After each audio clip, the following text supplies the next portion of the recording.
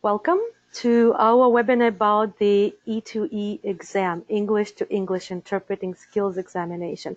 I'm really happy to be presenting to you at this stage in the project because we started it almost 2 years ago now, and I'm so happy that the exam has been built and created by our subject matter experts. We had almost 40 people participating in that endeavor.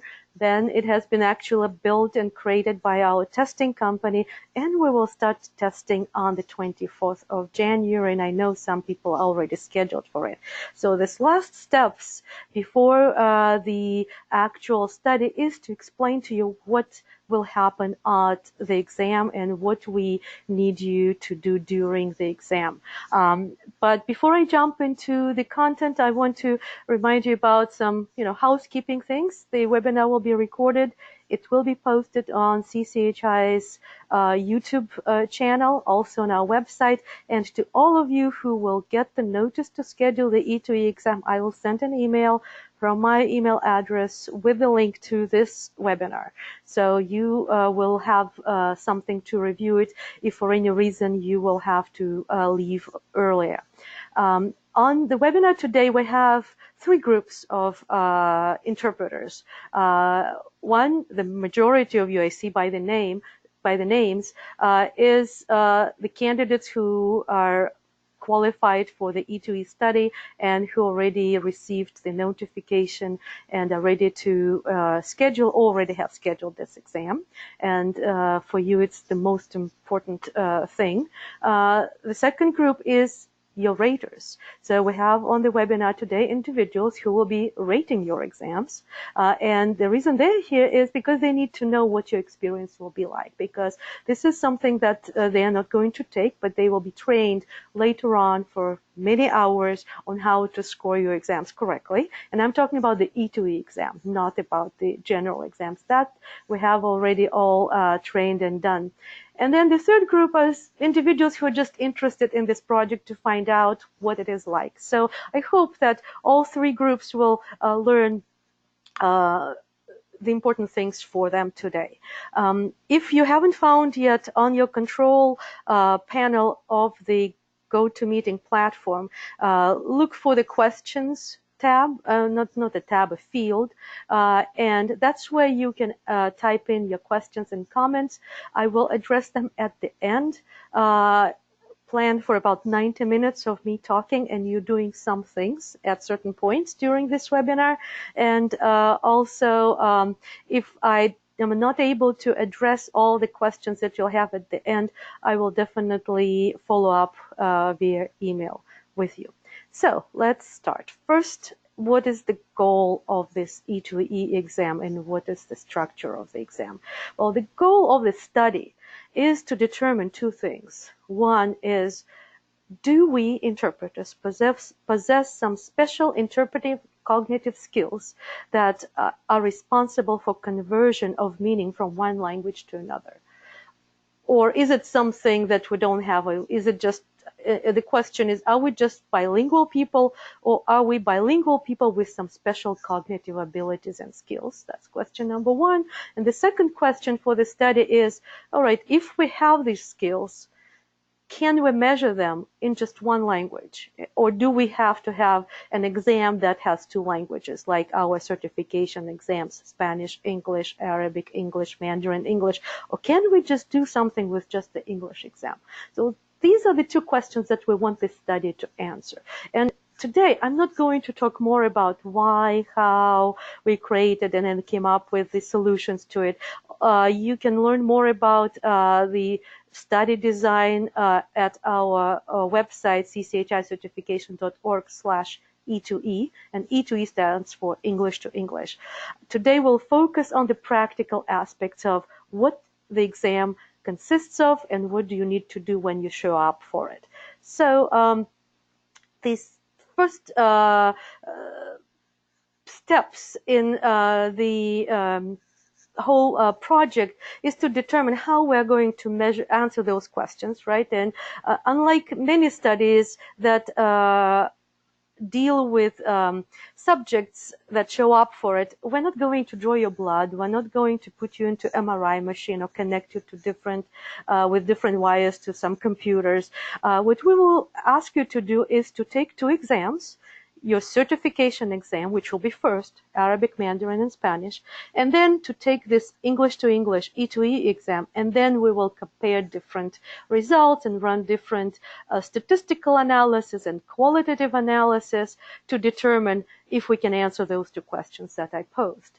So in order to participate in our study, the first thing you need to do is to be eligible for our certification. So if those of you who are not yet our applicants and candidates, your first step would be to submit and get your certification application approved and pay the fee for the CHI exam if you already passed, let's say, the CoreCHI exam. Then the next step is to complete an online EtoE study participant questionnaire, which is 34 questions on different subjects related to how you acquired your English, your non-English language, how do you do interpreting. And I know on in the audience today, at least half of you have already answered that questionnaire. So after we receive that questionnaire, then I will send out to you a combined notice to schedule with an email in which you have your name, your eligibility ID number, and the 2 exams listed, EtoE exam and CHI exam in your specific language. After that, you need to go online and schedule the exams. It will be a 1 appointment for 2 exams, and it needs to happen between January 24th and March 14th. You all have different dates and options depending on your location, but it is first come, first serve basis. So those of you who have not completed the questionnaire yet, I encourage you to do it sooner and not wait too long, because seats at the test sites run out. Then you need to prepare, and today you're doing the first step, listening to this webinar. If you're listening to this webinar and the recording, please listen to the end of the recording. Then you need to also obviously prepare for your certification exam, because that's the exam you're taking to get certified. We have multiple resources on our webpage called Preparing. You go to our website, cchicertification.org. In the menu search bar, you can type in Preparing, and you'll find that page, and there are plenty of links there. And then you're taking those exams on the same day, and you will receive your CHI exam results. As usual, our policy states that your results will come within 6 to 8 weeks after the end of the testing window. We're trying something new this time.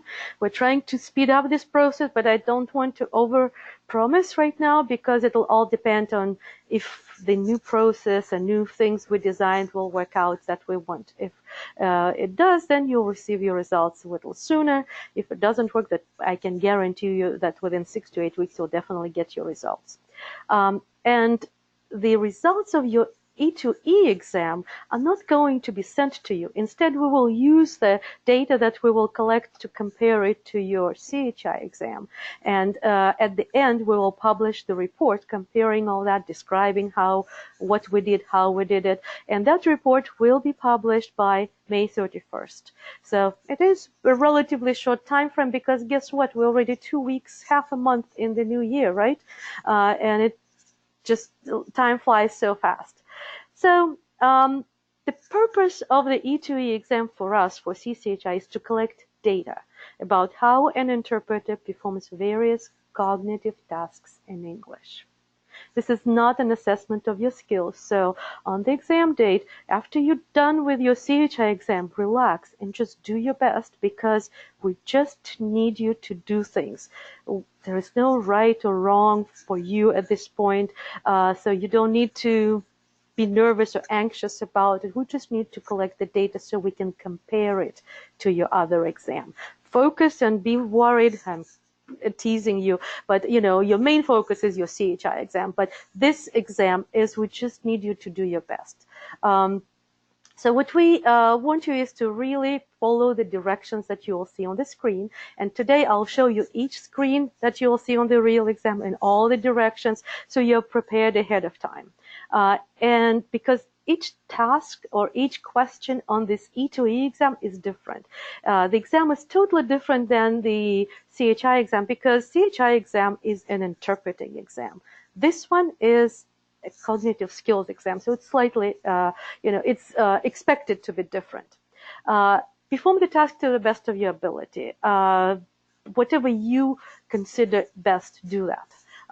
And then because they're not interpreting tasks, remember that everything needs to be in English. So switch your mind from Spanish or Arabic and Mandarin when you get to that step, and just make sure you answer everything in English, because the worst thing will be we'll receive a recording, you completed everything, and we discover that you're jumping from English to Spanish, right? Don't do that. Do everything in English. In other words, don't worry why we're asking you to do something on this EtoE exam. There may be very vague reasons, there may be good reasons. Our subject matter experts have thought about it and think that this is the way to give us the data that we need. So don't worry why. Don't worry if you're doing it right or wrong. Just do it. Just perform the task, because the most important thing for us and the most important contribution that you will be making to the profession is completing each and every task, because the more data we have, the more complete data we have, the more informed our report will be, and we'll be able to draw some conclusions and then inform trainers about how to prepare interpreters, but also see if we can design exams for other languages that would be just in English. And by other languages, I mean in languages for which there'll never be a bilingual interpreting exam, like Burmese, Karen, Nepali, Myanmar, CCHI. So you are contributing to the development of the profession by taking that exam, and we're very grateful for that. So the exam consists of 9 parts, and you'll have clear differentiation between these parts, and within each part there are different number of items or questions. So all in all, though, there are 33 questions that you'll have to answer, or tasks that you'll have to perform.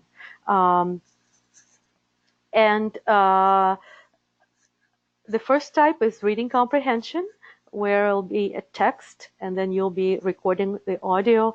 Shadowing, finish the sentence, has 5 items. Restate the message, 8 questions. Listening comprehension, memory capacity, equivalence of medical terminology, medical concepts, and fill in the blank. So the rest of the webinar, I'll be explaining each one of them for you. Now, before I do that, I want to speak about the actual exam appointment of what happens on the day you show up. First of all, make sure that you bring with yourself this notice to schedule for CCHI and EtoE exam. You can print it out, you can bring it on your phone to show to the proctor.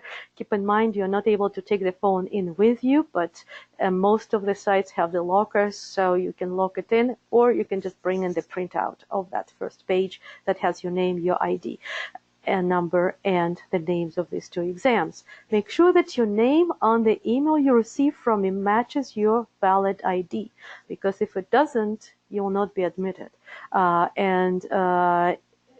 If you right now notice that the names differ, send me your documents showing the valid correct name, and we'll make the adjustment and we'll reissue you the notice to schedule. Plan to be at an appointment for about 3 hours. We all have different speeds. The exam really should take about 2 hours, 45 minutes, but just 3 hours is a safe bet. Arrive early so you can park, find out where the test center is inside a building if it's not a standalone center.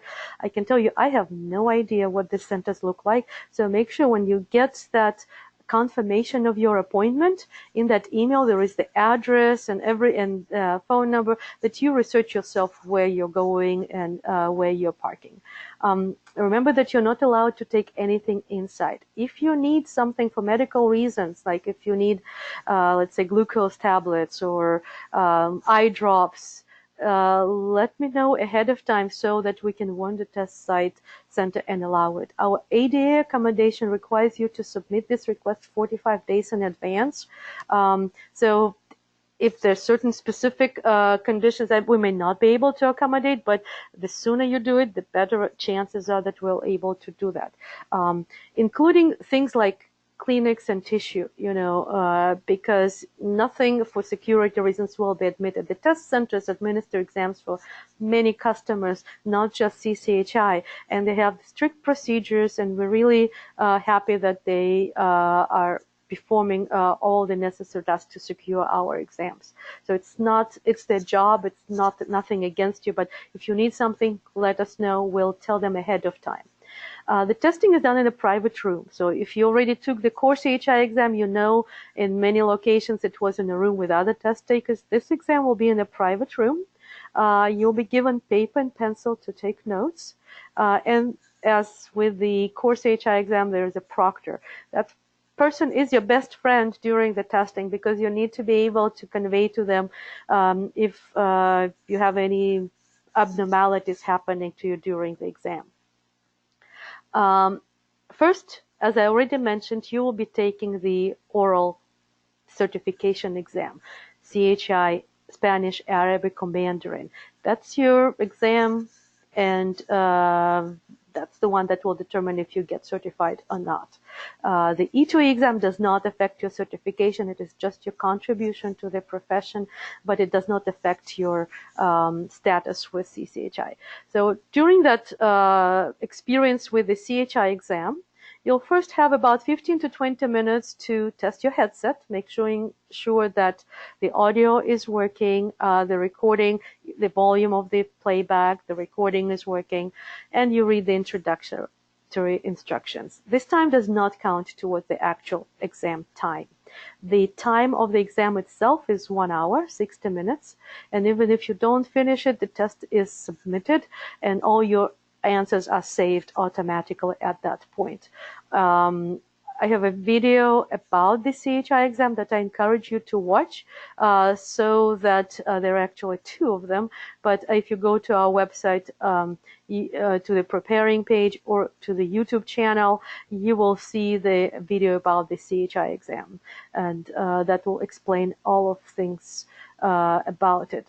I can give you a hint that what I'm talking about today, the EtoE exam, looks very similar because it's the same platform, right? Now, after you're done with the CCHI exam, you'll be asked to leave the testing room, and you can have a 10 to 15 minutes break. Don't use it to just wander around. Go to the restroom if you need to take a drink of water, and head right back, because you need to be able to return and to take the EtoE exam right away.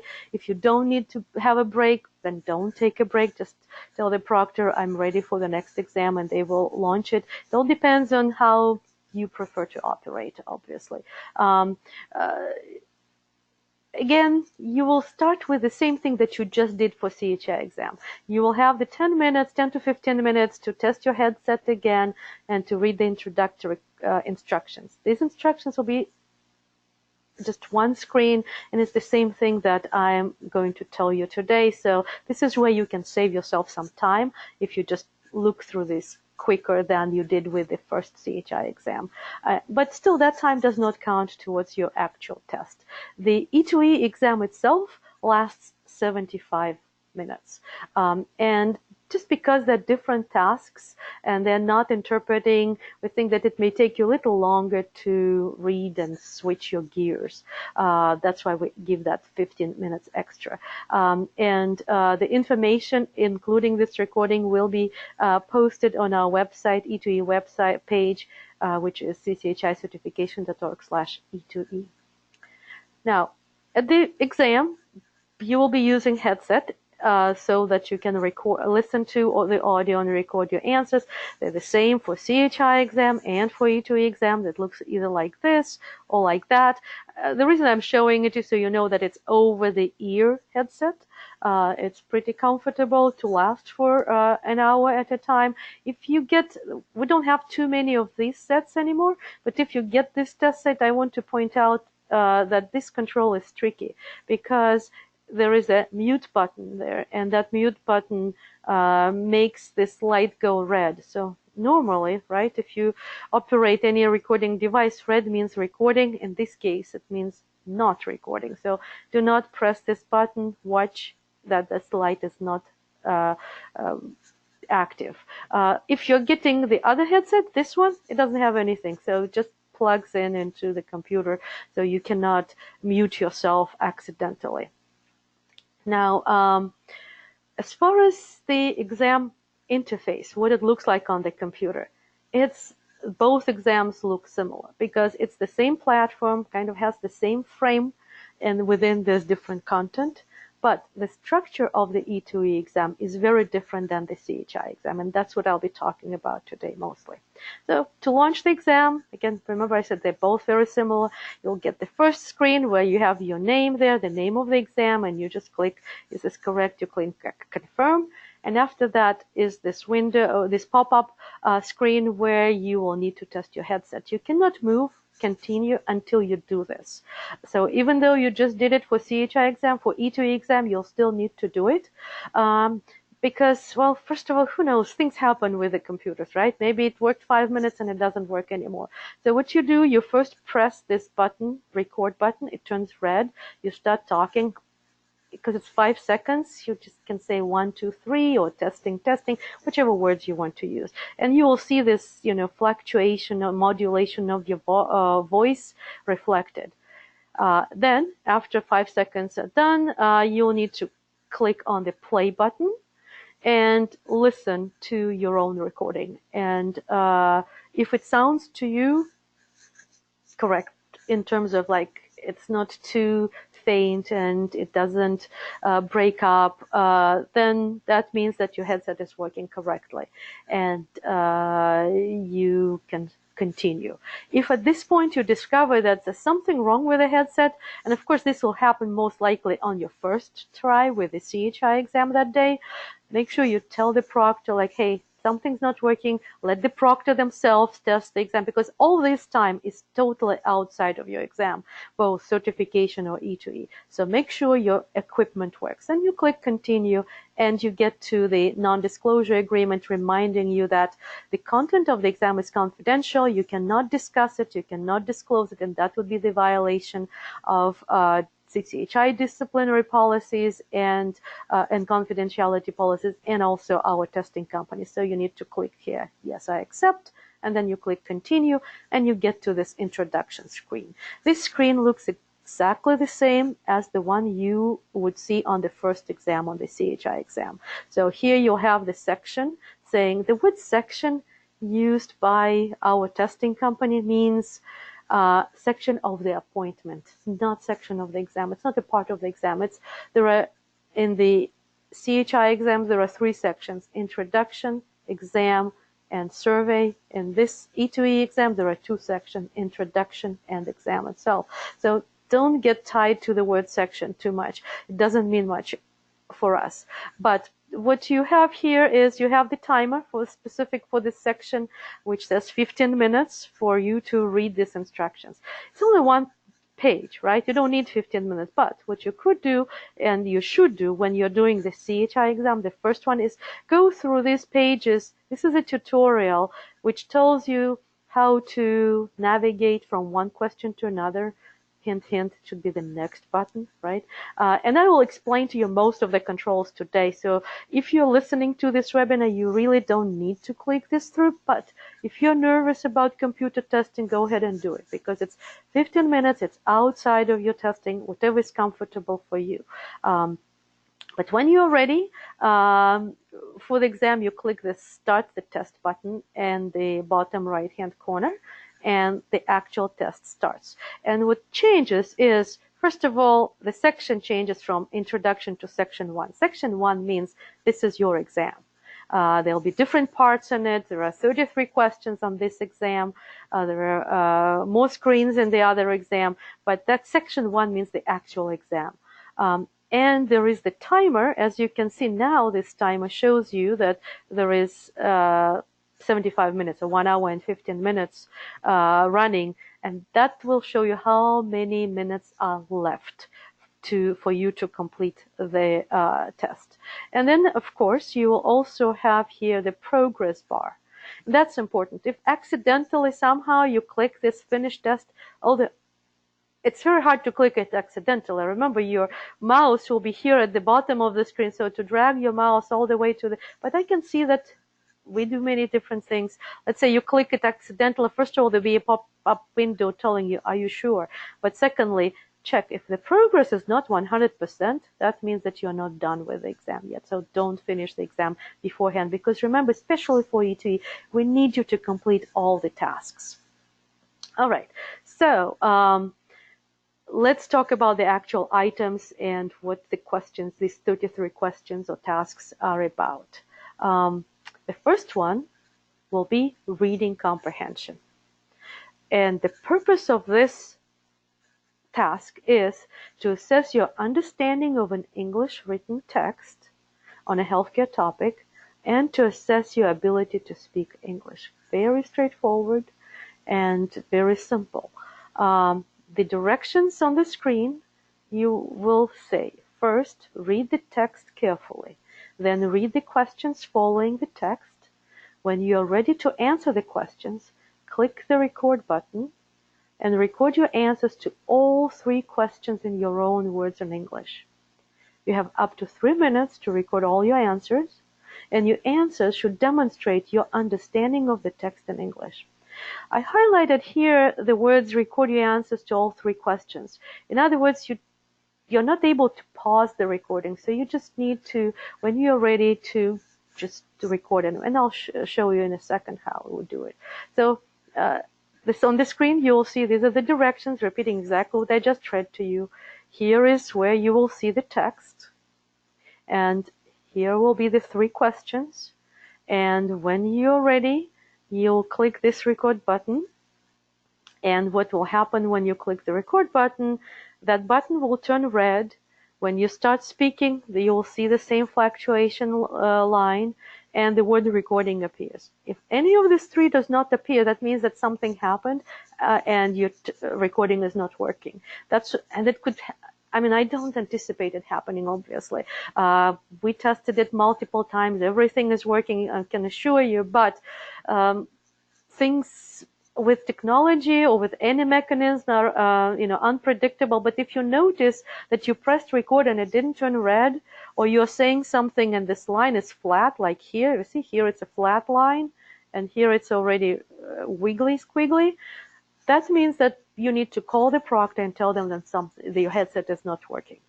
Now, then if you're recording, you have here is the indication how much time you have to record your answers.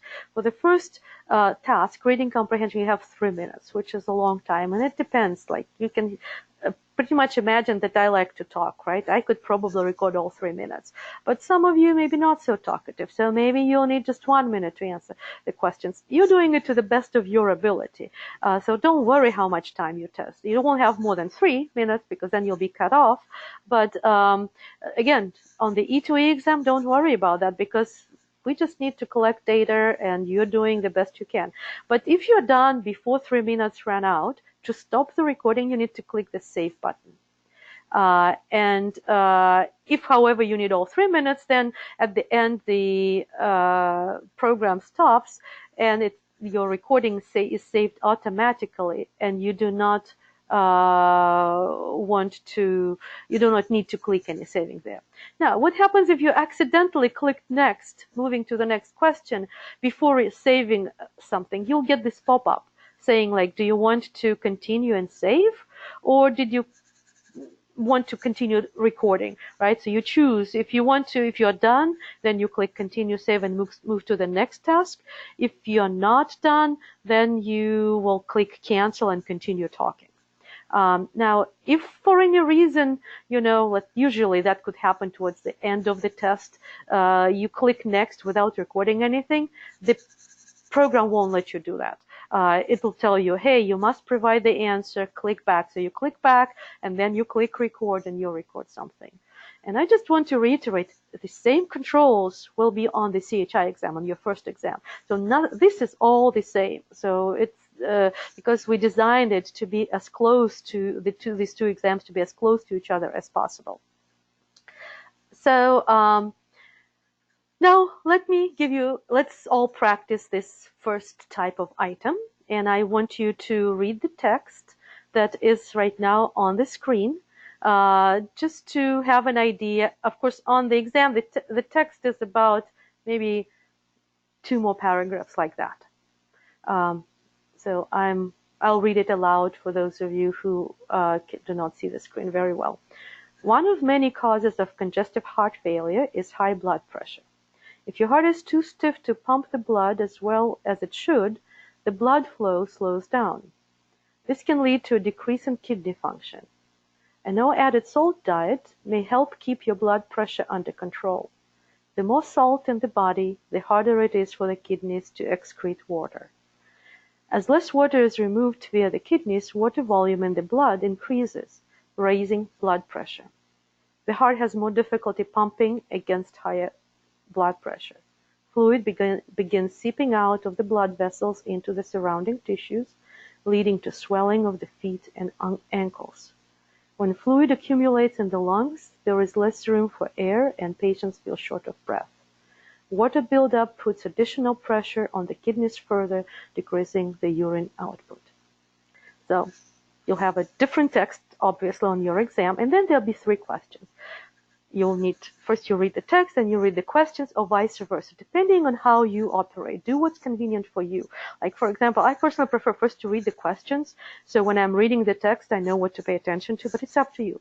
So the first question is, explain how salt intake and blood pressure in kidneys are interrelated. Then explain how congestive heart failure leads to swollen ankles. And the third, why is it important for patients to understand the reason why the doctors recommend what they recommend. So after you read it, it's your time. You manage your time, but obviously don't spend 20 minutes reading it, right? Then click the record button, and you can record your answer. And just to give you an example, what your answer will be is, you'd start with just saying, 1, the salt intake and blood pressure and kidneys are really interrelated because the more salt we consume, the harder it is for kidneys to excrete water. And because less water is removed from our body, that increases the blood pressure. And as a result, that may lead to different heart conditions.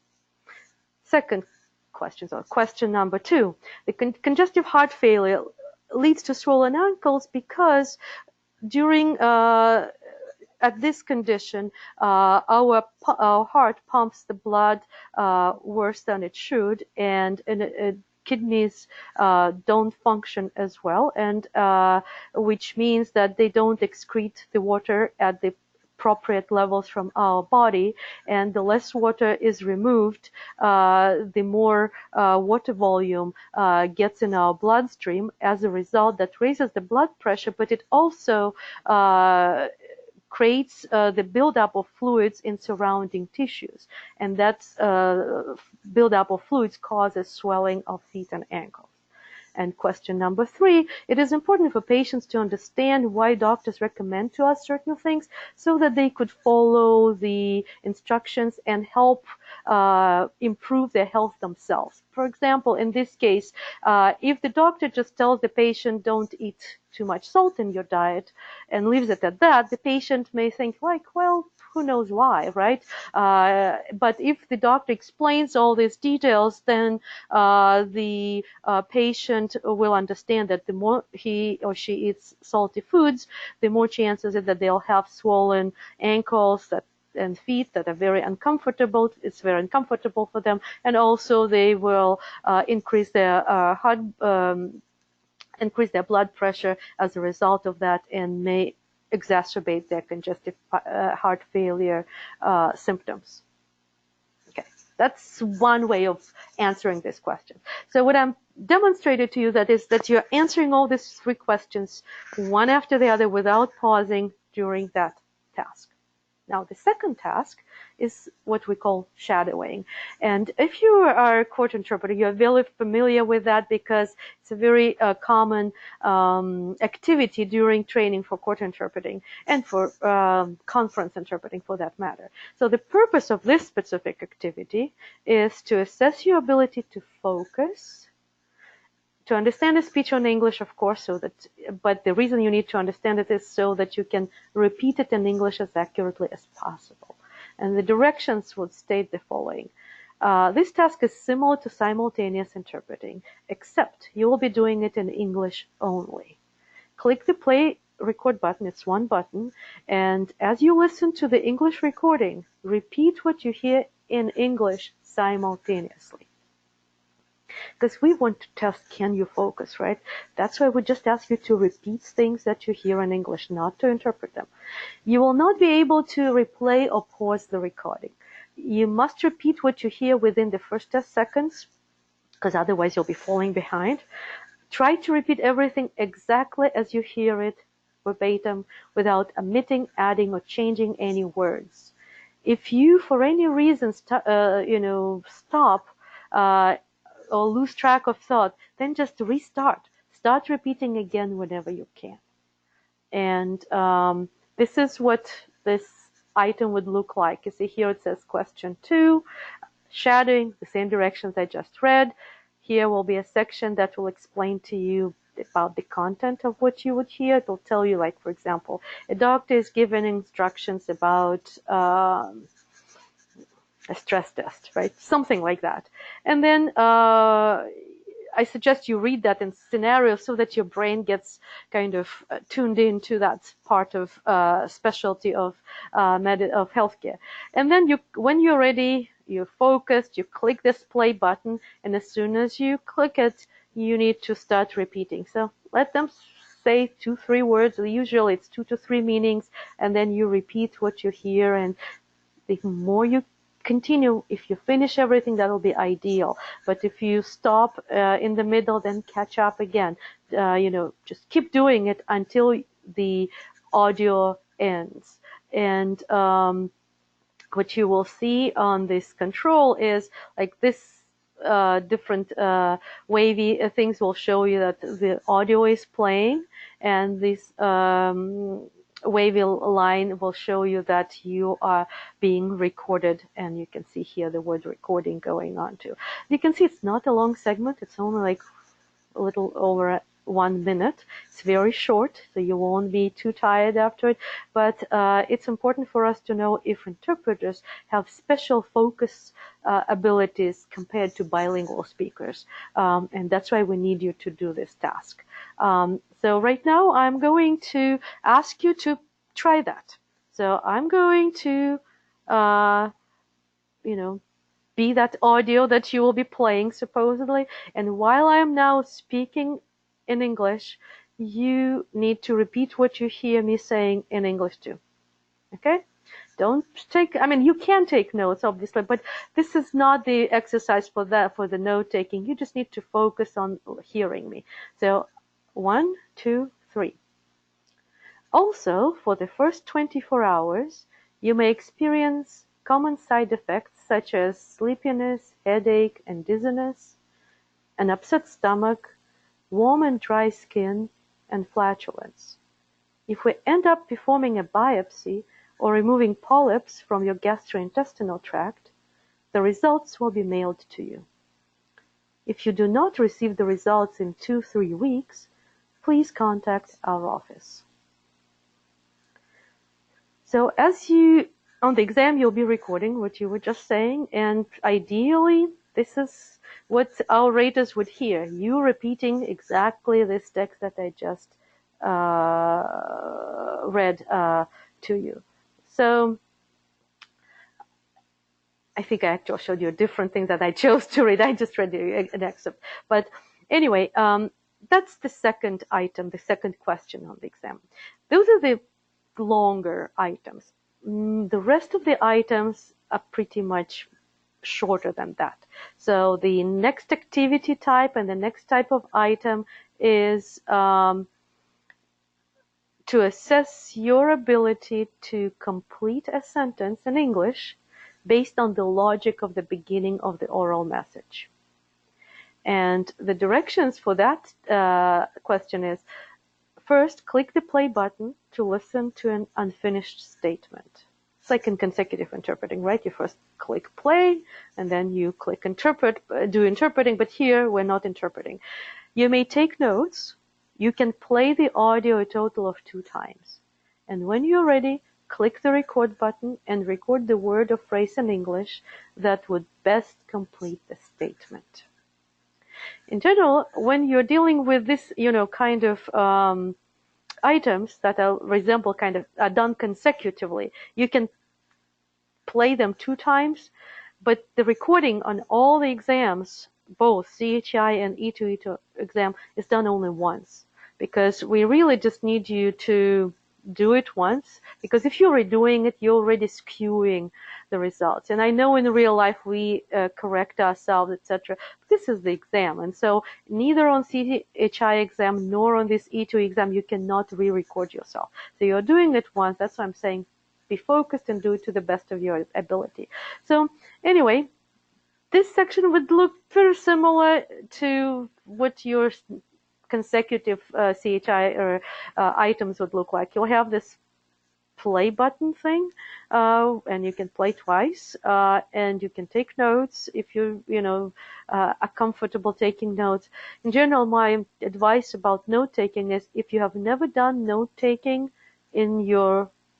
on your job or during your studies, don't do it on the exam, because it will be distracting to you. But if you feel nervous, it's nice always to have a pen and pencil in your hand, right? But if you are comfortable with note taking, then do it. And then when you're ready, you click record button and you record your answer.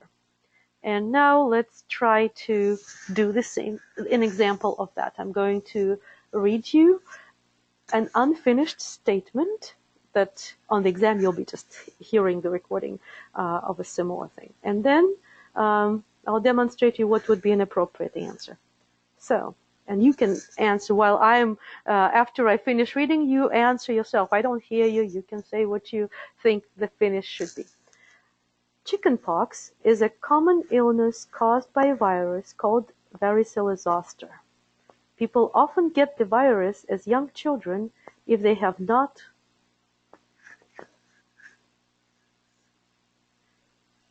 and what you would record will be had chickenpox before or have not been vaccinated against it. In other words, you don't need to repeat the whole sentence I said. You just need to record the end of it. So that's why it's important that, if you didn't understand this first statement once, I only read it once to you, but on the exam you can play it again, and you can play, for example, write, if in this case, there is not anything you can write down, because you just need to think of how you finish it. It's also important to remember that you are the one in control when you press the record button. So you played it twice, and you have the time to think, okay, I think the best way to finish it would be if you have not had the vaccine against chickenpox. And then you click record, and then you record your answer.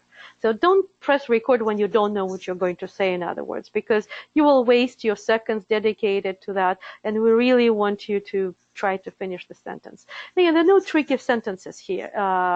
They're just, this one is assumes that you're a practicing healthcare interpreter, the one I just read, and that you understand what happens in most common conditions and diseases. All right. So the next type of item would be about restating the message. There are 8 items, 8 questions that you'll be doing it with. And the purpose is to assess your ability to restate or paraphrase the oral message accurately in English without adding, omitting any information, and without changing the meaning. And keep in mind that this restatement can be achieved by explaining a term or providing its synonym. Again, this is not an interpreting test, so don't worry if you are explaining too much. This is your ability to demonstrate that you actually can explain, especially on this item. And the directions read the following. First, click the play button to listen to the speaker's message. Your goal is to restate the message in English using your own words. Using synonyms, changing the sentence structure, etc. And to keep the same meaning of the entire message as much as possible. You may take notes and replay the recording again. You can play the audio a total of 2 times. When you are ready, click the record button and record your retelling of the message. Do not just repeat what you hear word for word. Use your own words in English to convey the same meaning as the message. At the same time, not every word can be changed, so some words in your answer will be the same as in the original. In other words, don't worry that you cannot restate every word. We don't want you to restate every word. You just change what you can. Or retell what you can. Do not omit or add any information, and that's important, and match the register as much as possible. Sometimes it won't be possible, sometimes it will be, but you're trying to recreate, in other words, the same message as you just heard. And that's what the controls will look like. You'll see how many questions you did. You play it twice, you record it, and let's do that now. So I'm going to read to you a statement and then give you a couple of minutes to rephrase it to yourself. 1, 2, 3. You need to watch out for foods with high amounts of carbohydrates. The greater the number of carbs in your daily diet, the more elevated your blood sugar level can get. And I'll read it again as if we're doing it twice on the exam. You need to watch out for foods with high amounts of carbohydrates. The greater the number of carbs in your daily diet, the more elevated your blood sugar level can get. So one of the ways you can paraphrase that or restate that would be to say this. Be careful with high carbohydrate foods. Consuming more carbs on a daily basis can increase your blood sugar level. See, the message is the same, and some words are the same because you cannot paraphrase the word carbohydrate, right? You probably could, but let's not waste our brain power on that one. But you restated the message successfully in your own words if you do something like this. So that's the purpose, to show that as interpreters, we can say same things in different ways. And that's what we do when we transfer the meaning from one language to another, but in this case, we're doing it all in English. Now, the next item is listening comprehension. It's kind of similar, but yet different than the reading one. Because here, yes, the purpose of it is to assess your understanding of an English oral speech on a healthcare topic, and your ability to identify key points of a speech and restate the message. In other words, we're not asking you any questions. What we're asking you is to listen to a speech and then repeat the key points. The directions will tell you that first click the play button to listen to the provider's speech. Your goal is to identify and remember the key points of the speech. You'll need to state in your own words all the key points the speaker makes. You may take notes, replay the recording again. You can play the audio a total of 2 times. When you are ready, click the record button and record your retelling of the speech in English. Do not repeat the whole speech word for word because this is not an interpreting task and this is not shadowing. And to give you an example, here you will also, this is what the screen would look like. It will say here listening comprehension, give the same directions. Here will be the brief warning or scenario telling you what this speech is about, what specialty or who is talking. And here's another hint for your female provider talking, so you know that when you're retelling your speech, you will use this pronoun she, right? She says, because sometimes, because it's on an exam, you don't see people, but this is our warning to you, which voice you hear, male or female. Then you'll click the play button. It will be right here.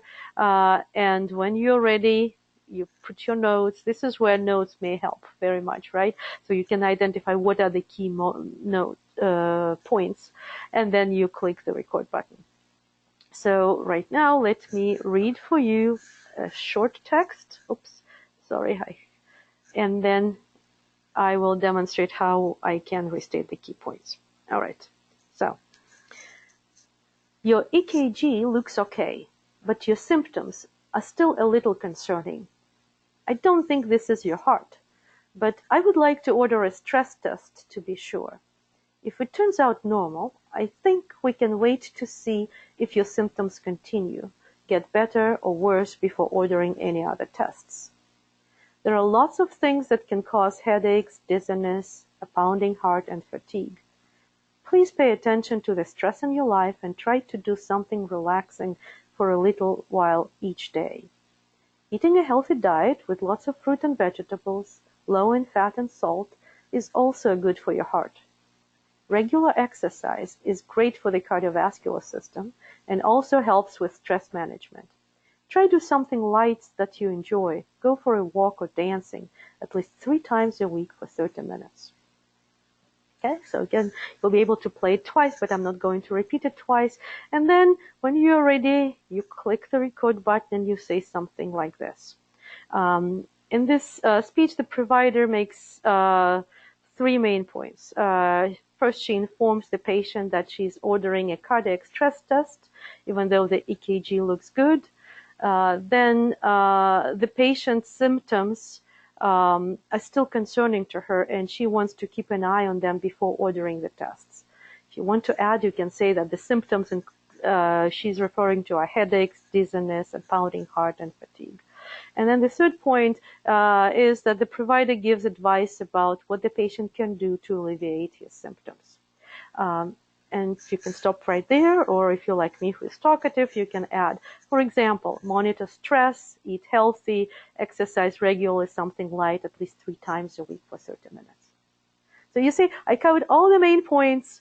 I pretty much gave a lot of detail, and that's good. You know, we're not telling you not to give any detail, but we don't want you to repeat word for word, because here we want to see that, you know, interpreter's mind actually picks out the most important parts of information and make sure that we interpret that, and then we fill in the rest as, you know, needed. But the point of this exercise is just to see, can you identify key points? And here in that text that I just, you know, read to you, there are 3 key points.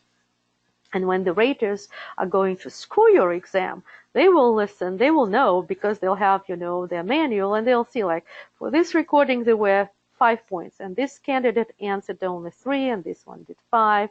This one repeated every word because I guess they have a great memory. So the raters will have different abilities to score your exam, but we really just, the main thing that is to give the key points. And that's why it's a cognitive skills test and not interpreting test. The next type of items is memory capacity, and there will be 8 items. And here it's very simple. We want to assess your short-term memory capacity, how long a message you can repeat word for word. For me, I think it's the most fun part of the test, but it's still very interesting, because you'll discover how long you can actually repeat things. So, directions. In this section, you'll repeat exactly every word you hear. This is not interpreting, so you're not interpreting meaning. You need truly to repeat every word. Click the play button to listen to the message. You may take notes, but you can only play the audio once. Here is the only time when you can play it once, because it's memory, right? If you play it twice, then it's already close to consecutive interpreting, to all the other stuff you just did on the exam. So here will be your true test of short-term memory. And again, there are no right or wrong things. We just want to collect data and compare. Out of 300 people, how many could repeat 12 words, 14 words, 20 words, 30 words? The longest one, I believe, is 45 words.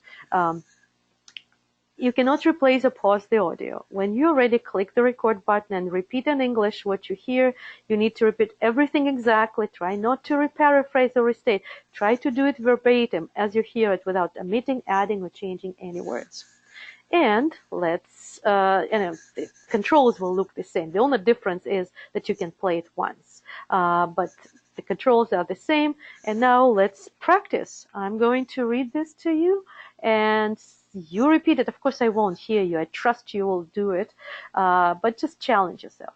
Okay, ready? The first one. The onset of signs and symptoms of ear infection is usually rapid.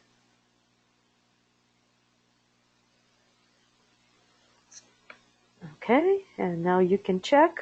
On the screen I'm showing what I just said and see if you repeated all that.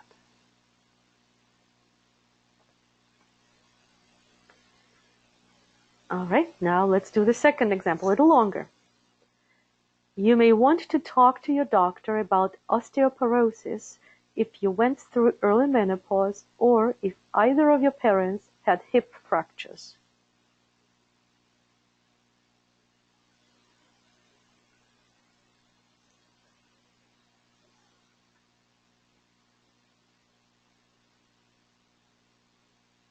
All right. And this is what I just read again, and you can check it.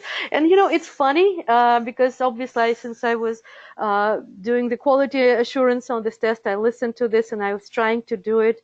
And even if after I did it like a second time, some things just I remember easily, others differently. So don't worry about how many you remember. Again, this is not the certification exam. This is the study, and we want to see what's feasible, what's reasonable, because if 300 people can on average remember only, let's say, 20 words, then that means that we should not build an exam that's more than has 20 words for you to remember, right? So do your best, and we'll see what we'll find out. And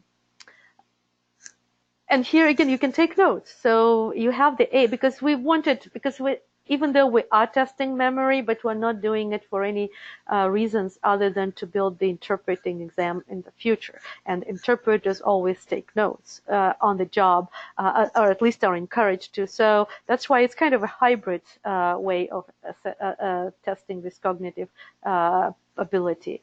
Now, the next item on the exam is equivalence of medical terminology, and there are 3 questions there. So the purpose of this type is to assess your ability to restate the underlined medical terms accurately in English, kind of similar to that restate the message, except for here the input will be from the text, without adding or omitting any information and without changing the meaning. And the restatement, again, can be achieved by just explaining a term or providing the synonym.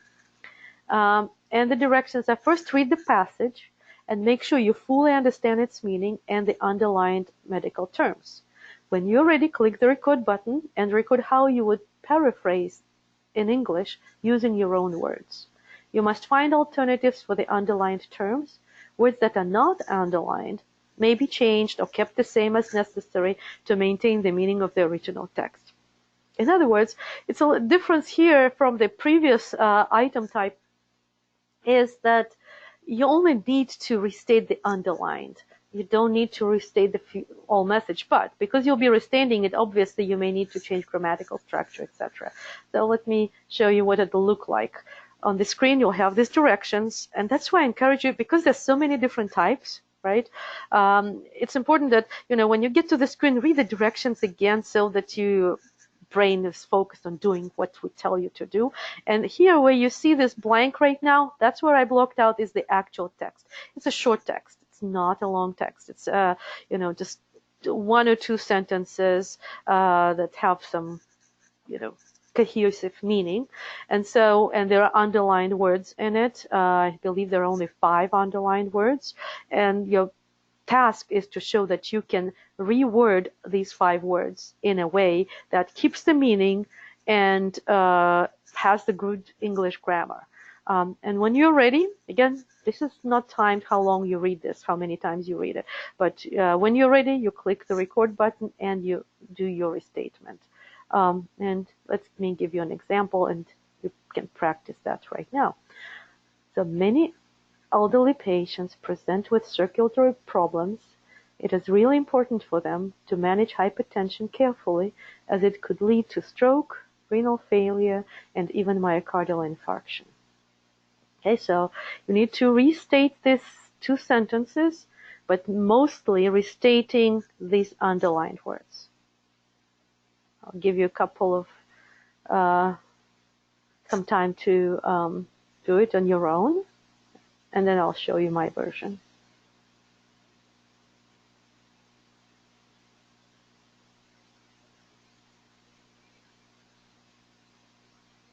All right, I know it's late evening, so let me show it to you. So, and here of course, because I had time, right? I'm not on an exam, so I had time to prepare it. Mine sounds very nice. Lots of older patients have blood circulation issues. High blood pressure may cause stroke, kidney failure, and even heart attack. This is why it must be carefully handled. And you can see this color coordination for different words. You see how I changed the things and I put there was manage hypertension as a separate sentence at the end. And instead I rephrase it that way. It's because I had lots of time on my hands, right? Obviously on the exam, it may not come out as beautifully for you, but the key would be like what raters will be doing. They will be actually scoring you on how you did the underlined words. And overall, if the sentence sounds in English correctly, because if you change some words but you didn't fix the grammar when you change it, then you'll get some points, will get some points taken out. But again, it's not a certification exam, it's a study, so do your best and rephrase each underlined word to the best of your ability. Now, the next type is medical concepts. There are 3 items, and the purpose of this activity is to assess your ability to evaluate equivalency of meaning. Because, interpreting is about keeping the meaning. That means that interpreters, unlike bilingual individuals who are not interpreters, understand what's equivalent and what is not. It's, that situation when somebody says, how do you say this in Spanish? Is this correct? And if it's something that's not in the dictionary, you will use your kind of gut feeling, sixth sense to say, yeah, this is correct. Oh, no, that's not correct. This is the correct version. That's what equivalency is. So how do we attempt to figure out whether you're able to do it or not? Actually, we are attempting it to do via a multiple choice question. So this is the easy one in terms of like there's no recording necessary. So you read the statement, paying the special attention to the underlined medical term. There is 1 term in each question. Then read the 4 options and choose the option that has the closest meaning to the underlined term in the statement. So these are 3 multiple choice questions. Then the point is not that if you know the terminology, obviously it will be checking that you know what that term means. But the most important is of these 4 options to which your gut feeling will tell you is the correct restatement and which is not. On the screen, this looks like a multiple choice question. You'll have here will be that statement, and here are the 4 options. And when you select what you consider the correct option, that option will get that orangish color. That means that you answered that question, and then you progress to the next question. And let me give you here an example, and let's see if you all figure out what's the correct answer. So, if you have congestive heart failure, your outlook depends on the cause and severity, your overall health, and other factors such as your age. And then here are the 4 options. They only differ in the beginning, so I'm not reading all of it, but A says, if you have a heart defect from birth, your outlook depends, blah, blah, blah. B, if you have a heart attack, your outlook depends. C, if your heart cannot pump blood as well as it should, your outlook depends. And D, if your heart stops pumping blood, your outlook depends.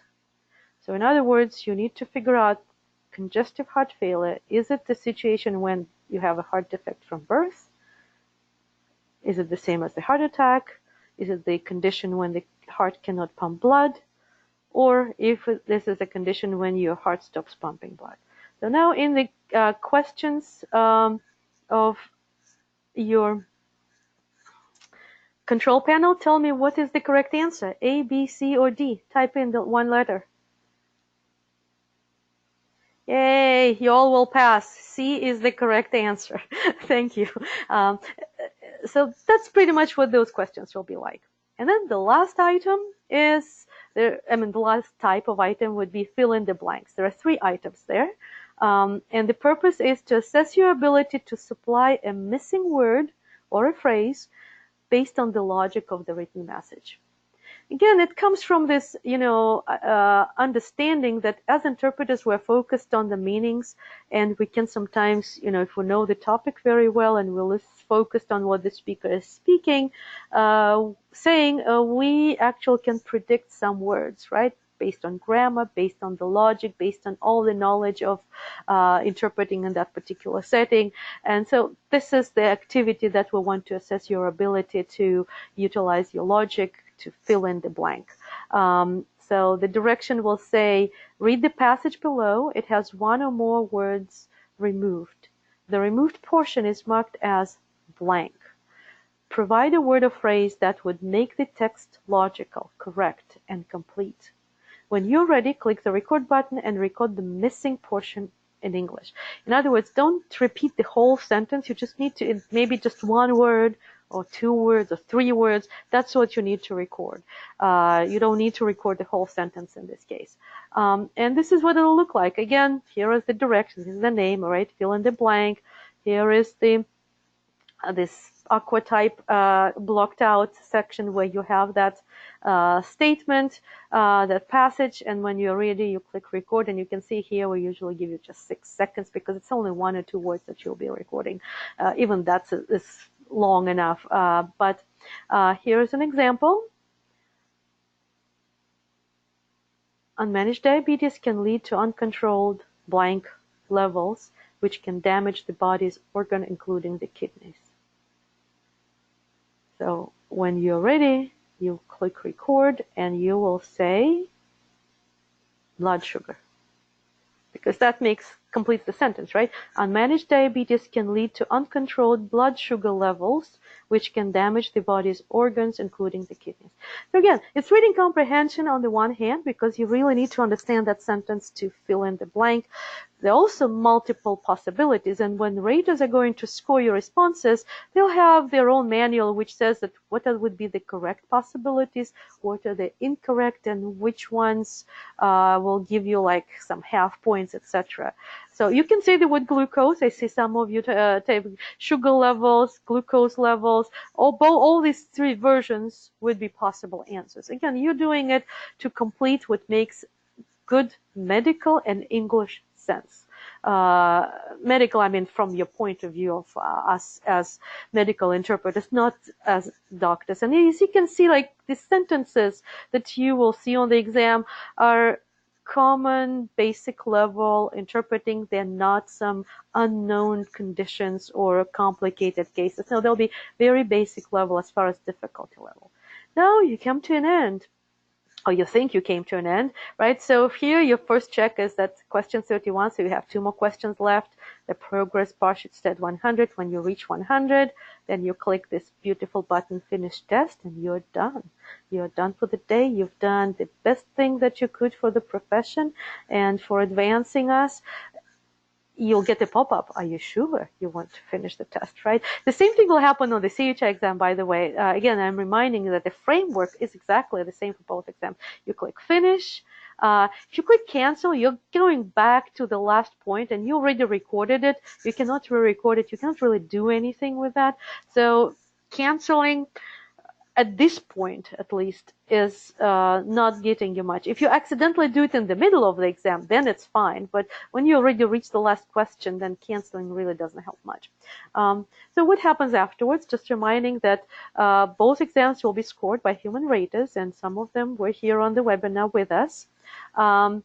Then you will receive your CHI score within 6 to 8 weeks or sooner. We'll try our best. We'll email you the score in addition to the report. You can always see those emails from us, the scores and the notices in your account. And for the EtoE, a reminder, you will not receive a score because this is a study and we're collecting the data. And instead, we will use the data to publish the report that will be made public by May 31st. I saw an earlier question. Yes, in that report, we will describe everything And we will attach the guide, which will be based on what you heard today in the this webinar. And we definitely want to make this information informative regardless of the results, so that trainers of interpreters could utilize it. And also, of course, we hope that with the help of this study, we'll be able to then create an cognitive performance exam for interpreters of other languages. Now, so what do you need to do from between now and your exam date? Listen to the CHI video about the interface, because that one is on YouTube already, and you can see all the screenshots about the CHI exam, which I did not talk about today. Study for that exam. That's your certification. To study, obviously, there are different tips. There's a video about that. Then listen to, or re-listen, listen again to this webinar recording about EtoE. I will have it available on our YouTube channel sometime tomorrow, but for those of you who are registered to take it, I'll send you the link to your email address. And I also have between now and January 21st, our first testing date, the EtoE candidate guide, which will have the same information but organized as a PDF file, not the slides, just as the text, if you prefer to learn things that way versus the way we did it today. I know it sounds complicated, but it's meant to be complicated. Remember, we are a very complex profession. We spend years learning 2 languages to the point that we can interpret. And so we deserve to have the studies which go into all these details. And I definitely, again, I'm very grateful that you participate in that. Those of you on the call today or who are listening to this recording, if it is still January and early February, you may still join, because as of now we have about 100 candidates confirmed. We're still in the process of confirming another 100. but we still need 100 candidates to take this study.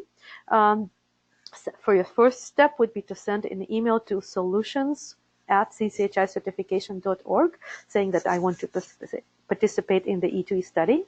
Then I'll ask you to, after I receive that, I'll respond as soon as I can to complete the EtoE questionnaire.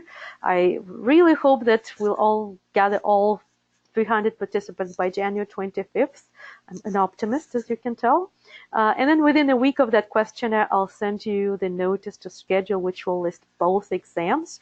Do not schedule one exam because you'll be in a different pool for the EtoE study. I keep close track on those who applied, so make sure that you wait for my email with that notice to schedule. And with that, I want to say thank you from the bottom of my heart for doing this, because it's the first time we're doing such an undertaking in our profession, and you're making history by participating. Again, that's the email, solutions@. All of you who already communicated with me have my direct email. I'll respond to it as soon as I get your email about the interest. And now let me see what questions you may have.